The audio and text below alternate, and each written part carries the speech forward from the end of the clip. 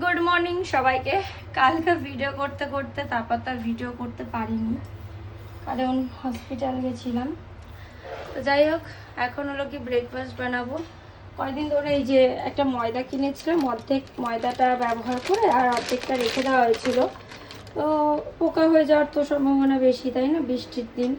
তাই ভাবলাম যে আজকে একটু ব্রেকফাস্ট বানাই। এই যে বানাবো হলো গিয়ে লুচি, আলুর তরকারি, এটা হবে। তার জন্যই এখন করব। আর এদিকে দেখো একটা জিনিস, মানে এত কি বলবো, কাজ বেড়ে যায়।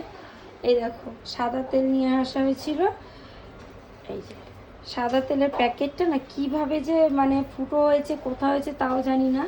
রাতের মধ্যে মনে হয় এই এতটা তেল বেরিয়ে গেছে। এখন একে ঢালতে হবে,